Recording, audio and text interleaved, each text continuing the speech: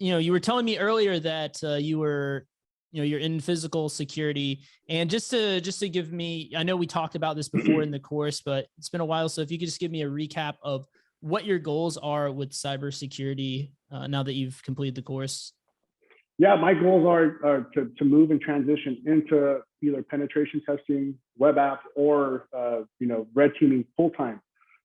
Getting off of the physical security, I'm happy to do physical security engagements as far as from a red team standpoint, but that's my overall goal.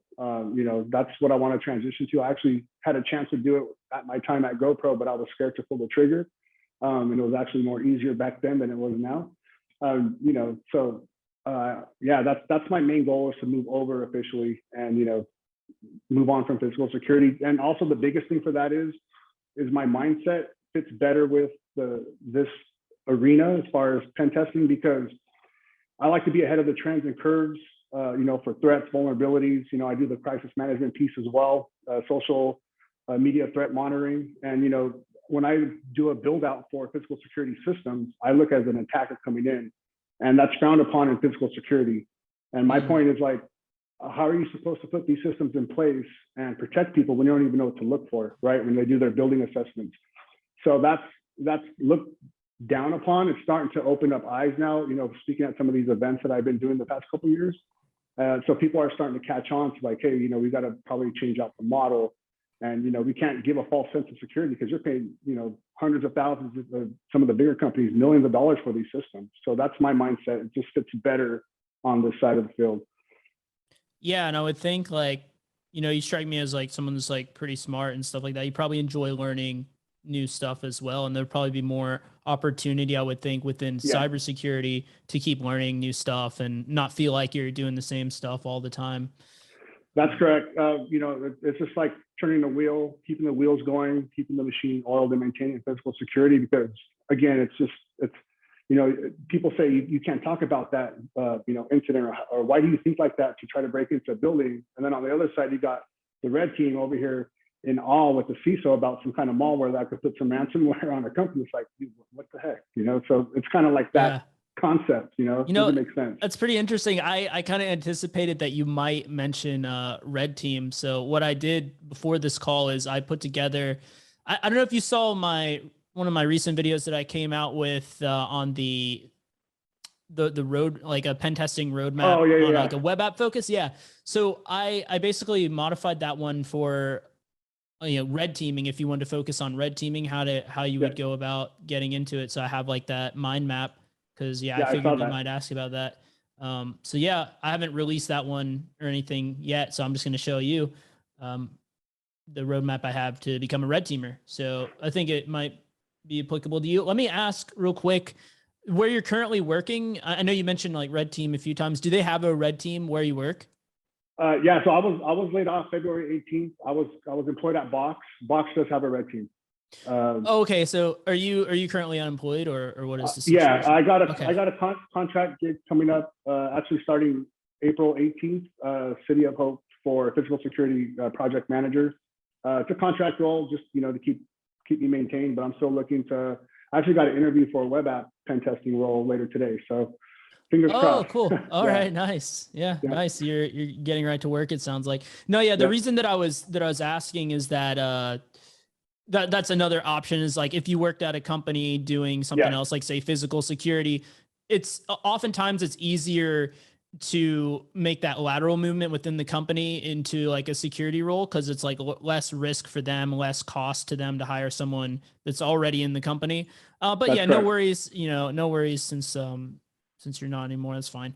But let me share my screen with you, and let me know once you can see it. Okay, this is it's a little different than the other one. Yeah. Like I was saying, this is one that I created right before this call, because I figured you might be interested in red teaming. So this is like the path that I recommend for you specifically if you wanted to get into red team. So a lot of this stuff, you might have already some kind of knowledge in. I'm not sure where you are with these other things. Obviously, in this course, we went down this tree quite a lot. We covered the basics of HTTP, Burp Suite. We went through different web app vulnerabilities. So this is where the course focused on I would say at this point, you know, once you do a little review or whatever you need to do there, you could actually, you're ready to start doing some web challenges and stuff like that. You could find those online, like on either Try Hack Me or Yeah. something like that, where you could get started doing some machines where there's a vulnerable web application you need to exploit. You'd be prepared for that. But really, as far as the web stuff goes, if you want to be a red teamer, this is about as far as you need to go. Now, of course, you could always go further into any of these paths, but in order to get a job, I would say, like, yeah, you're far enough at this point once you've done some of this. I'm guessing you probably have some networking basics down already, right? Or what would you say? Yeah. Okay. Yeah, I feel pretty confident in network. The ones I need the biggest work is programming and Active Directory.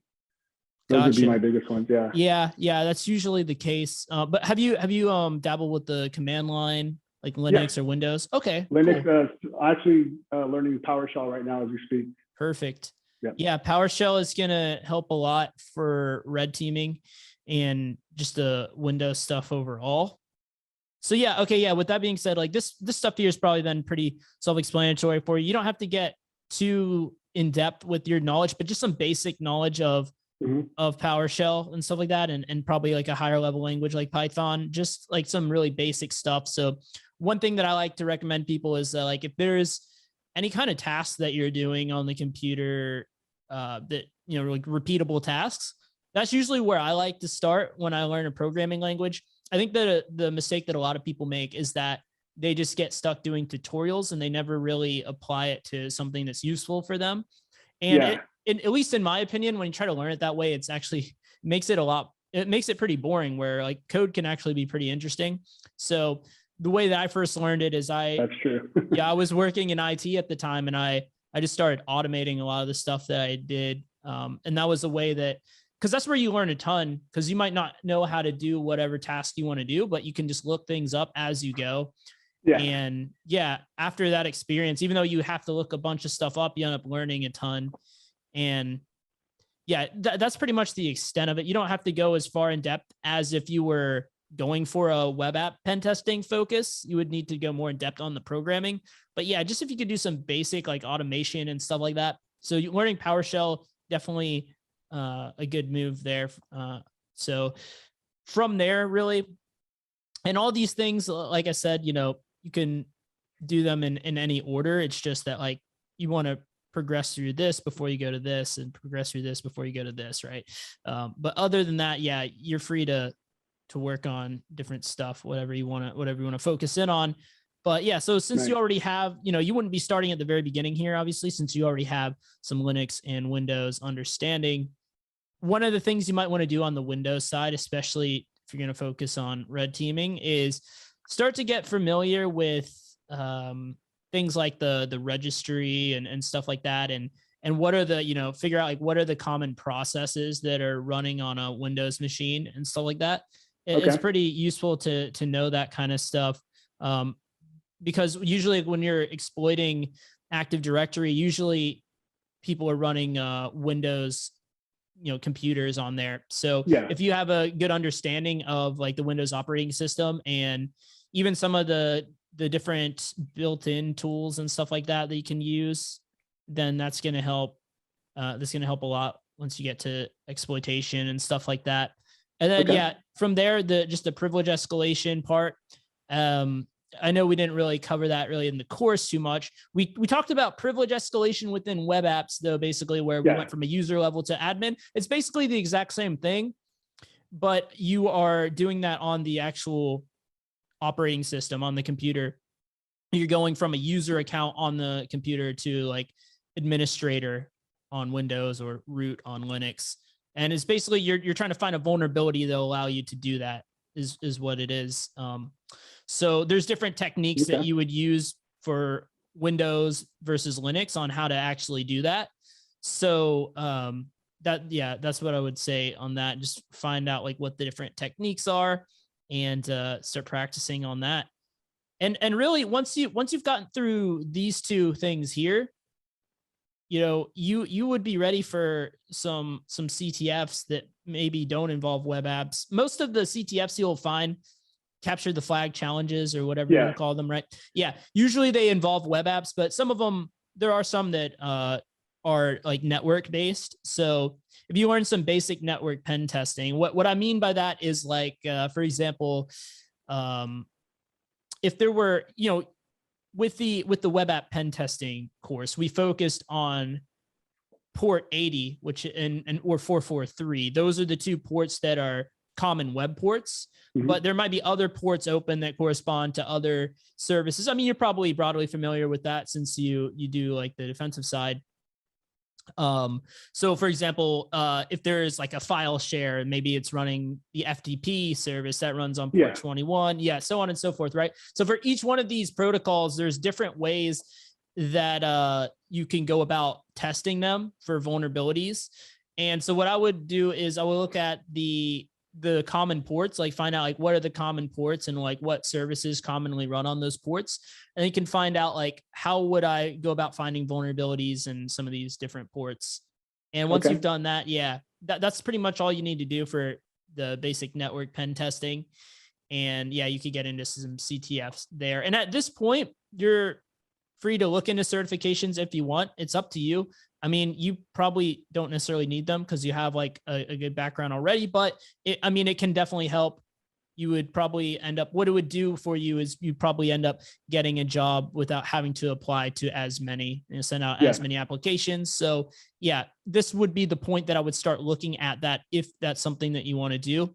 But really, in order to become a red teamer, this is where like this section here is where this is where you really start learning the skills that you need in order to specialize in red teaming. So obviously the first thing you want to do is Active Directory basics. You want to learn the basics of Active Directory. And from this point, you can just kind of learn it as if you were trying to learn it as a system administrator.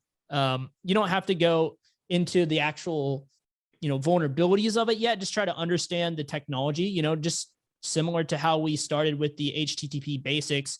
Before we started looking into the vulnerabilities. So when I say basics here, I mostly mean you want to figure out like, how does Active Directory work? Like what is like the normal usage of it and what are the different, like what is like Kerberos and how does authentication work and all that kind of stuff and the ticketing, the ticket system.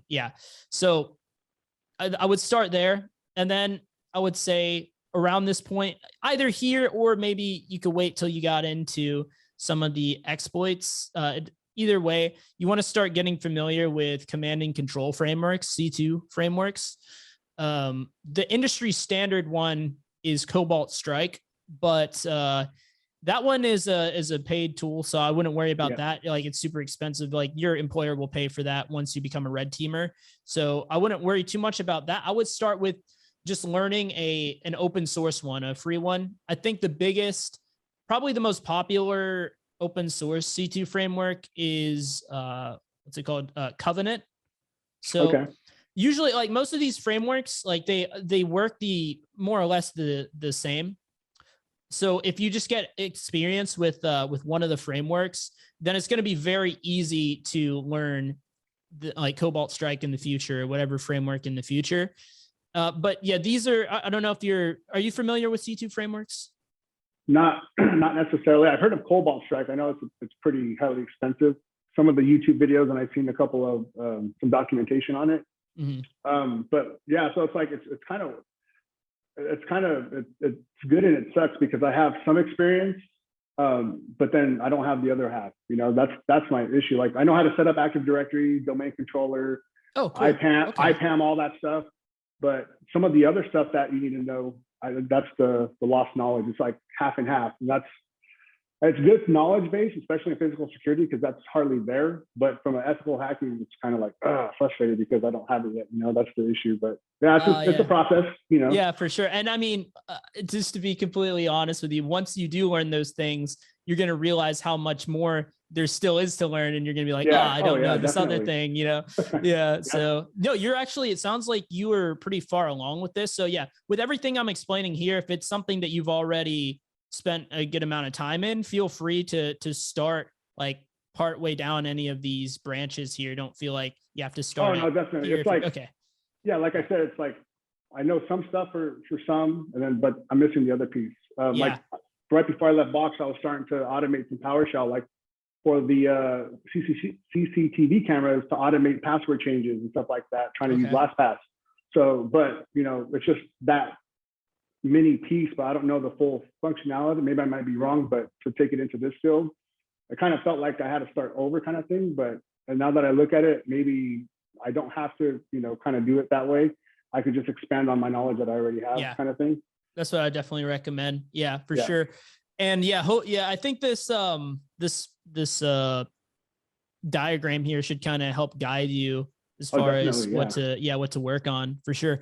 So yeah, we can jump back to C2 frameworks once we get through the rest of this here. But I would say at this level, you can also start learning about APTs, advanced persistent threat actors. So basically, usually with red team engagements, typically the way it works is the company will say, like, we want you to simulate this specific hacking group, right? The specific threat actor. And usually they choose one based off of like what would be the most the biggest threat to like their business, like what might they actually be targeted by possibly. And there's like some different websites you can go on to that actually have categorized all the different known hacking groups out there, and it'll tell you like this is what they've went after in the past. These are what companies they've targeted before. These are actual, sometimes they'll get as granular as like these are the actual tools they use. And you know, a lot of times if you're depending on how closely your red team wants to emulate that threat actor, you might use like the same tool set as them as well. So it's Okay. cool. Like, yeah, it's a good idea at this point to start familiarizing yourself with what like APTs are and stuff like that, and see like, you know, maybe look through a few of them and see if there's any common tooling that you notice keeps popping up. Like one thing you'll probably see a lot is Cobalt Strike, because it's like the best C2 framework out there. But yeah, you might notice some commonalities as far as like other tools or similarities in like the things they went after and things like that. Okay. It's just really good to get you thinking along the mindset of an actual malicious attacker, because that's the key distinction with red team versus like just focusing on one of the pen testing areas, is that with red team, you're actually simulating the adversary. So it really pays to be able to put yourself in their frame of mind to an extent. Yeah, so on the APT side, that's kind of how I use my mindset for social engineering on the physical security side. Like, right, when I was at GoPro, my thing was, how can I tear down this organization? Prototypes for the cameras, pre-releasing, selling them to like third-party companies in China, Foxconn. So that's kind of the mindset. I actually like that. Actually, they're just transitioning to different fields. Yeah, I mean, and from everything you've told me so far, it sounds like this would be a pretty good like focus area for you. Yeah. If this is, based on what you said. So yeah, at this point, I would say is where you could really start getting into the actual pen testing part of it and everything. So this is where you want to learn. I said 80 pen testing here. What I mean is like, here's where you would really start focusing in on the exploits that you can do in an Active Directory environment. And a lot of times, I'm kind of hesitant to use the term vulnerability because a lot of these attacks are kind of inherent to how Active Directory works. So for example, it's super important to use strong passwords for all the users in the domain. And the reason for that is there's a lot of attacks. There's a lot of Active Directory attacks out there that will exploit just the way that Kerberos works, and it'll allow them to get the ticket. And if they have a weak password, they can crack the ticket offline using like Hashcat or some kind of cracking software. And if they crack it, then they get the password to that account. Okay. And the only way you can really protect against that attack most of the time is just to have strong passwords. So yeah, there's a lot of things that it really exploit the kind of quirkiness of Active Directory. But here's where you'll be learning all about those different attacks that you can do on the domain. And I also include like CTFs here. This is where you can start really practicing on some challenges that are specific to like, Active Directory specific ones. So Try Hack Me has some Active Directory rooms. There's actually some trainings out there that you can take that are Active Directory. It'll give you an entire Active Directory domain that you can try to exploit as many machines as possible. Like Try Hack Me has like the Throwback Lab. Hack the Box That's has the some paid one, right? labs. I Yeah, think so. yeah. Yeah. Mhm. Okay. Yeah, I heard that's a good starting point. I haven't done that one myself, but people have told me that's a really good one to get started with, because they, in the similar like Try Hack Me fashion, they kind of hold your hand a little bit through it, and they don't just, because some of them are like completely like it's all up to you, like you turn you loose, you got to figure it all out. So yeah, that might be a good place to start. But there's also, just on regular Try Hack Me, there are some standalone machines where it's like a domain controller and there's no clients or anything like that, but you can try to exploit the domain controller and gain domain admin access. But yeah, this is the stage that you want to start looking into some kind of social engineering stuff like phishing, and it's at least, I mean, you don't have to be an expert at it or anything, but you can at least start looking into like how you would design like a phishing campaign or something like that, or even how you would, for example, embed like an executable into a Word document. That's pretty cool to do. That's like a pretty common way in, right? A malicious Word doc. One example of social engineering with that, right, is if you have like say an Excel sheet and you send it to someone in marketing and you're like, oh, enable the macros in order to get the formulas to work properly or something like that. You have a little note that says that on there. They click enable on the macros and you have a macro that gains you access onto their computer, basically. So that's like one common way. Sometimes if you're working in the office as a red teamer, you might do USB drops where you have like some of these malicious files on a USB and you just drop it somewhere in the office or in the parking lot or something, and someone will pick it up and we'll see if anyone puts it in their computer. And when they do, we'll have like some kind of automation that'll gain us a shell. Now, you don't have to necessarily create all these things now, but this is where it's a good idea to start looking into like what are some tools you can do to run your campaigns and stuff like that, and just get a basic idea of how all that stuff works. Yeah, I've been doing the ducky tool from Hack5 since my day at GoPro, and then I just finally got another Bash Bunny, so trying to get the version 2. So I actually got in trouble with doing that at GoPro, and I was like, look how easy it is, you know. It's just, but I'm like, that's how, you know, the overall security awareness from both sides, and it kind of, you know, opened up some eyes on, hey, you know, this is a perfect example to get access to. It's a keylogger. Back then, it was you know, different than it is now, obviously. But yeah. Yeah, and that's a good point too, because there's a lot of people that would be like, oh, well, that's just like a point of sale system, or that's just like this computer, this small computer here. It doesn't really matter. But you know, a lot of the major hacks, the way they happen is they start at like some like point of sale system or some really, you know, small computer on the network, and they pivot from there and they work their way up the chain to more and more critical assets. And that's one of your goals typically on these engagements as a red teamer, is once you get the initial access, you just see like how far you can take it, like how much you can pivot through the network and gain access to more and more critical stuff on the network. So, or within the organization. So yeah, that's a huge part of it as well. And I would say this is a good point to start diving into some of the stealth and antivirus bypassing and things like that, which I wouldn't be too intimidated by the AV bypass term. You know, like a lot of people think that antivirus is like super hard to bypass, but it's actually really easy once you like learn a few techniques. Like all you'd have to do is learn a few techniques. You could just like Google search it or something like that. There's probably some free trainings out there as well for it. But usually with antivirus, you know, obviously nowadays they try to make it so that it's more proactive and all that stuff at detecting viruses or malicious stuff that's happening.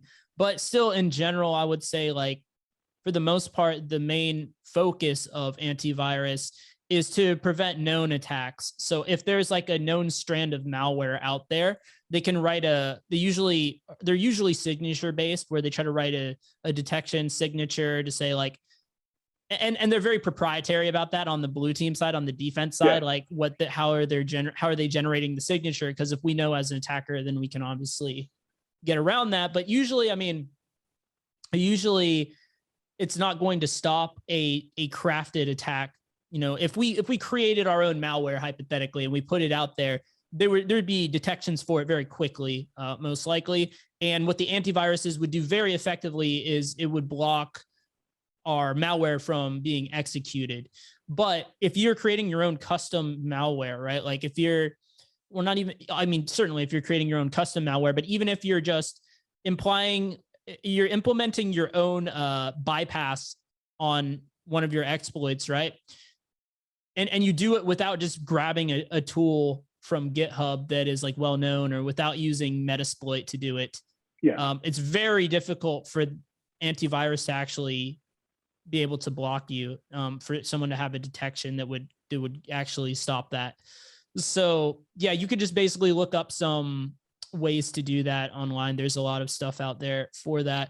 And then as far as like stealth and stuff like that, it's really good to start thinking about, and you could even start this anywhere else in the process as well. Like while you're learning these different things, just try to, think about how much noise your tools are making and like your techniques are making, because once you get into red teaming, then this is where stealth matters a lot more. And just to give you a quick overview on that, typically there's a bit of a trade-off between how quickly and how thorough you can be in a pen test versus how stealthy you want to be, right?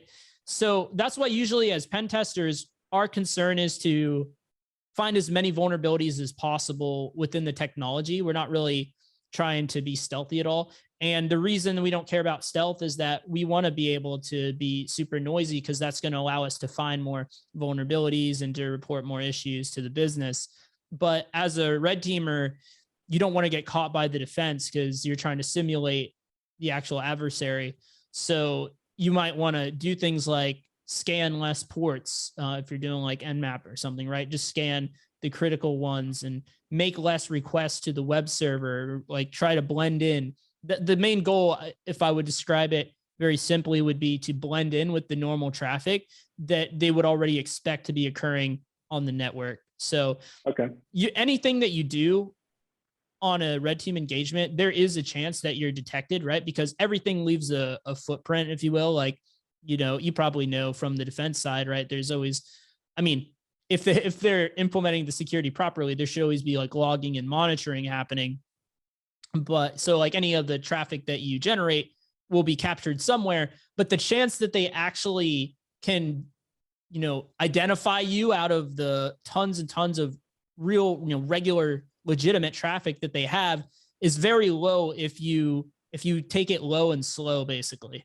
So that's basically the idea behind stealth, if that makes sense to you. And then at this point, I would say you'd be for sure ready to apply for jobs. Now, that's not to say that you can't get a job anywhere earlier in this process. You definitely can. But if you get to this point, I would say for sure is where you want to focus in on just applying to a ton of jobs. Because if you have all this stuff, down to a decent degree, then there's no reason why you shouldn't be able to get a job in the field. And if you need to double back here and maybe pick up a cert just to make it a little bit quicker, that's an option that you always have as well. So did you have any questions on any of this? I know I said we'd get back into the frameworks. I'll tell you a little more of that. Oh, no, that's great insight, especially my concern on the biggest overall one on this was the AV bypass. So you broke that down good. That's not that big of a sweat kind of thing. Yeah, it sounds crazy, but it's really not as bad. Yeah. So that was good. For sure. So with the C2 frameworks, what they are, just at a high level here. So, obviously with the red team engagement, where our goal in the very beginning is to get initial access onto the network, into the internal corporate network, right? Because Active Directory is what all the companies are using pretty much for their internal stuff. And there's also some companies do what's known as assume breach scenarios, where they say like, look, we know that you're going to get in eventually if you just do a phishing attack, but we don't want to waste our time. Let's just give the red teamers initial access because we know they're going to get access anyways. And let's just see like how prepared we are to defend against whatever they do, right? So with assume breach scenario, you don't even have to do phishing. They're just going to give you credentials onto the domain Okay. as a user or whatever, and then you try to pivot from there. But regardless of how you get in, whether it's through phishing or you just get credentials supplied to you, regardless, you're going to need to manage probably a lot of different access across different servers, right? If you're trying to pivot around, maybe you create some kind of malicious email or whatever, or however you decide to do it, whether it's like USB drops, emails, with like malicious word macros, whatever, right? There's probably, chances are there's going to be multiple people that fall for your exploit, right? Or through one method or another, you're probably going to have access to a lot of people's computers and a lot of servers as you start pivoting around within the domain or within the company. And so if you didn't have C2 frameworks, this would be like a nightmare to manage all these different connections. Not to mention, like if you lost one of those shells, then it would be, it would be like gone forever. And you would have to quickly do some kind of pivoting to get persistent access, right? Like persistence is something, that's something I could add as well, along with all this stuff now that's on my mind is persistence. So basically what this is like a post-exploitation thing. That's like, okay, after I gain initial access to a computer or domain access, how can I make sure I don't lose that access, right? Because if you'll probably start seeing it once you do some of the CTFs and stuff like that. It's really easy for your shell to die on you. Like if, for example, if I exploit a web application, right? Like that template injection, if you remember back to that, or even a, so the template injection, right? When I got a reverse shell on that, or if I were to get a reverse shell off of a template injection vulnerability, if you notice, if you look at the web browser when that's happening, it looks like the page hasn't loaded yet. If I were to close out of that web browser, my shell would be gone. I would lose my shell. I would lose my access to running commands on the server. Okay. So, how do you prevent that? Well, the way you prevent that is you can migrate to like another process that is not going to be closed out of. So if you think about, on a Windows server, for example, this process here related to my taskbar down here, well, that's going to always be running as long as my computer is still turned on, right? So that I could pivot to that process and latch on to that. And then it doesn't matter if someone closes out of the web browser, right? If you think about like going back to that example of the malicious Word macro, it's going to look to them like their Microsoft Word is hanging, like it's not responsive. So what is the user typically going to do, right? They're going to like try to restart Word. And as soon as they do that, you're going to lose your access. So as quickly as possible, you want to migrate from that process to something that is not going to be closed down. And you can also start creating persistence, like something that is ran at startup as well. Yeah. If you migrate to that, then every time they turn their computer on, you're going to catch the shell back. You're going to get access again. And especially with processes like that, if you have some malicious process, there's a chance that the user might notice like something suspicious, some suspicious program or something like that, and try to kill it. Or maybe even it gets detected by like some kind of endpoint detection and flagged that way, right? But if you migrate to a legitimate Windows process, that's really tricky to identify.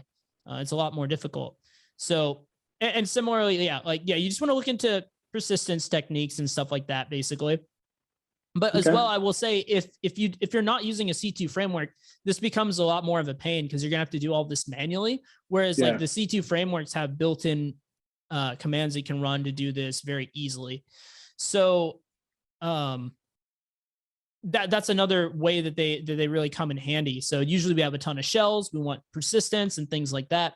What a C2 framework is it's a command and control server, basically. So we have our own command and control server, which is a server that all of our agents connect to, and we can manage them in one place very easily. So the way this works is that instead of entering a little reverse shell command into our malicious macro or into that template injection vulnerability.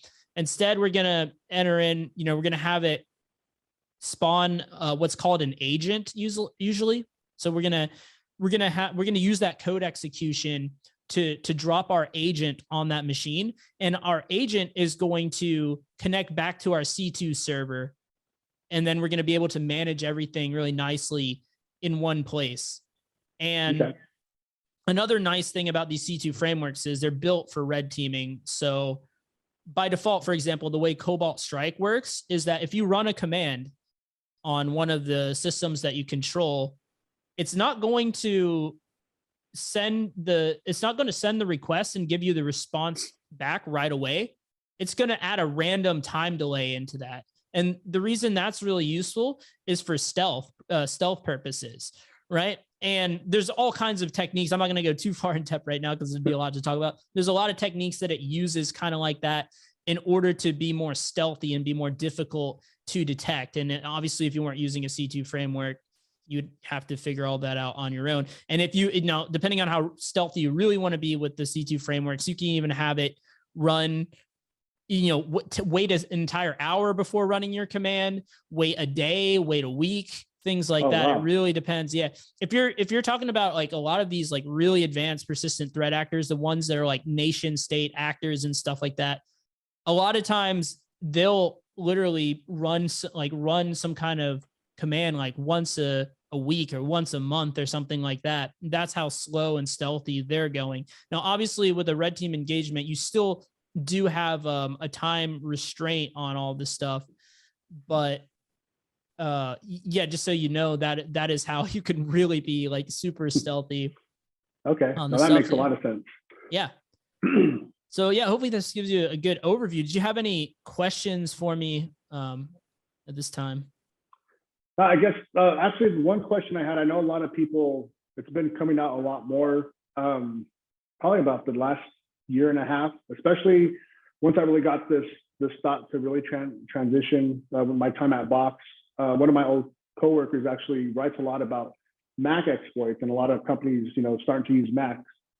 How would you throw Mac OS in this process, or would you wait till you use this as a baseline and then add Mac OS and exploits on top of this? Because I know Offensive Security came out with a Mac OS class 2, right?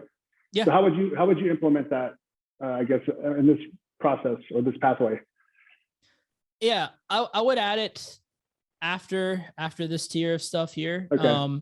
Because it's going to be helpful for sure on the job, but I wouldn't add too much extra stuff before. I wouldn't put too many pieces in front of you before you are ready to apply for jobs. Obviously, I would want to really streamline you to getting the jobs as quickly as possible. But what I will say is a lot of the stuff that you learn here is still going to apply to Mac. Like, for example, you can have like Linux and Mac systems on an Active Directory domain, right? There's Linux servers all the time that are part of their domain joined. So the actual Active Directory vulnerabilities would still apply in a lot of cases, like a lot of those, right? If you have like a domain account or anything like that you're able to compromise, or you have like some kind of service account, things like that. But as far as like actually exploiting, like, once you get a shell onto a Mac system, how do you go from there? That's when you can start looking into some of those other trainings out there. I noticed that, a lot of those stuff started popping up, like you said, Offensive Security and stuff like that. They have a course now. That's when you can really start getting into that. So after, let's say like after you like land your first job, not sure, this is like bugging out or whatever, but that's okay. But yeah, basically I would put that after you get your first job as a red teamer. If you want to go down that route a little bit more, then something you could look into. Yeah, that makes sense, because that's actually, if you put in the baseline, it's actually kind of throwing a lot for especially for someone that's new to it. Yeah. Okay. Yeah, I would prefer to be really like focused in and more narrow. The more narrow you are, the quicker you can get there, right? So yeah. And I guess my second question would be for a red team pathway.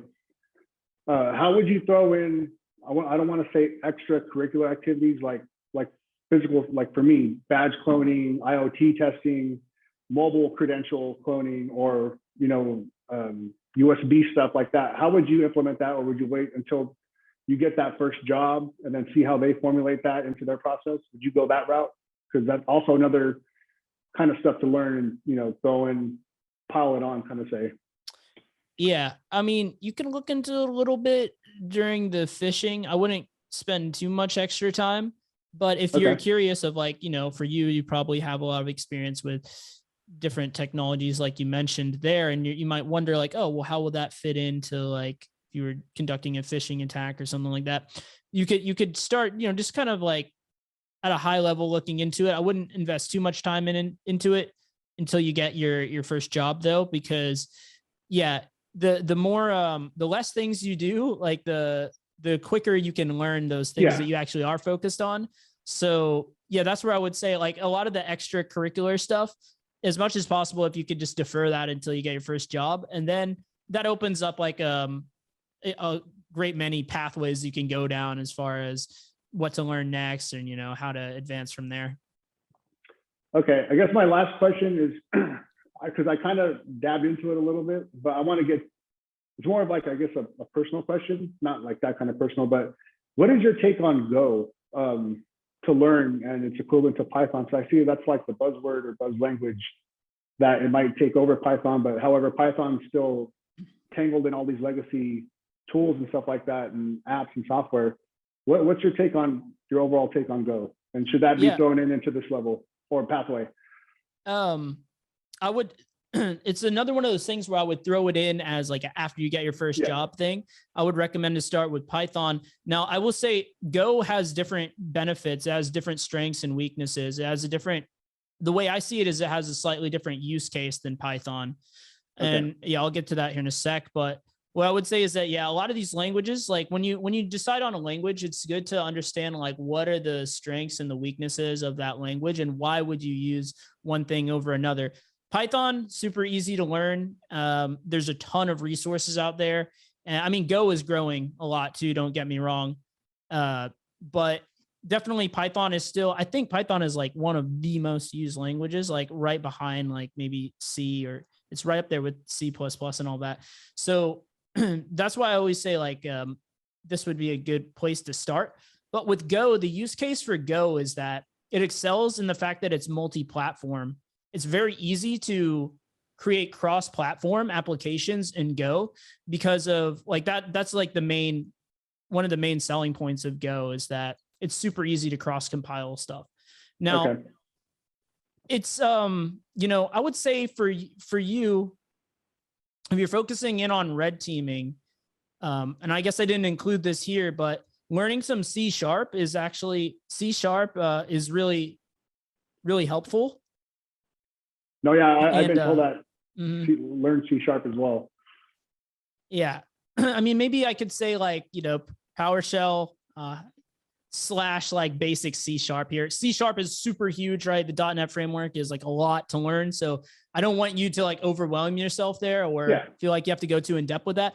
But yeah, C# is like the reason people are using that so much is that you can natively, interact with the Windows API and a lot of the stuff in a very stealthy way. If you think about like a lot of the legitimate applications that are on the network, there's a lot of times there's like a lot of C# code being ran in that environment. And it's really easy to blend in when you can do that. A lot of times, in the beginning, like years ago, PowerShell, you could be super stealthy with it. But nowadays, like a lot of the defense is caught on to that. There's a lot of logging and monitoring stuff that's able to detect your PowerShell payloads and stuff like that. But I mean, in general, yeah, if you're using a C2 framework, you typically make slight modifications to it or use the built-in stuff, and you might be able to pass, fly under the radar. But that's one of those things like, right, like learning C# and figuring out how to bypass this. That's more of a like after your first job thing, I would definitely say. But yeah, just so you know. But here's the limitation of Python from a red teamer's perspective is that by default, Python is not installed on a Windows server or a Windows like client machine. So, if you think about your Windows computer, if you use Windows, it doesn't have Python. You have to go out and install Python on the system. So obviously, if you're trying to be stealthy, that's the last thing you want to do is like start installing things on your target, because that's going to be really noisy. Now, with something like Go, you can have that same code and cross compile it for a Windows machine. And so when the fact that Python is not a compiled language either, so you have to have like the Python interpreter, you have to have Python installed on the server, you have to have all of the dependencies installed on there too. I mean, you can use like frozen files or whatever, but that's kind of besides the point. You have to have like Python installed in order to run the code on there. Now, with the compiled language, it's going to compile into an executable file, and I don't need Go installed on a server to be able to run code that was generated by Go. So that's like the huge selling point of it, is like the platform independent nature of it. So I could write one piece of code. Now, obviously, if I'm using the native Windows APIs, it's not going to work on a Linux machine, and vice versa if I'm using Linux. But aside from that, in general, it's very easy to cross compile code and be able to run it without even having Go installed on there. So if you think about Windows, right, if I have an exploit, I could port that over to Windows and I could run it on there, even though Go is not installed. Okay, no, that makes a lot of sense. Yeah, that would be another thing that, an optional thing afterwards. Definitely. Yeah. Cool. No, thank you for that. I just hear that a lot. And some people ask me or like say, hey, are you learning Go? Or, does this apply even to physical security? I'm like, I don't, maybe if they have a new application, but from a red team standpoint, I can't give you an answer. Yeah, there's always going to be stuff like that too, where there's like the hot new thing. And I'm not saying that it's going to fade away or anything like that. But what I'm saying is like that's why I really wanted to create this very clear diagram here, because it's so easy to get distracted in this field because there's so much cool stuff that you could learn. Yeah. And that's ultimately going to cause it to take more time for you to be ready for jobs. So if you really want to prioritize just focusing on what matters the most, and you could always go over to those other things later. Another point that people like about Go is that since it is a compiled language, it is a lot faster than Python. But even a lot of that is kind of just hype, right? Because like as pen testers, especially, we don't really care about speed to that degree. I mean, if we were developing some kind of, critical like input output kind of application, right? If I'm like creating like a payment processor or something like that, I'm not going to do it with Python. I'd rather use Go if I had to choose between the two. But for pen testing, basically like, basic pen testing tools and automation of stuff, like it doesn't matter. What matters more is that the language you choose is fast to write, which Python is like really fast to write. So yeah. Okay. Nice. But yeah, that's pretty much all I had, unless you had any last questions.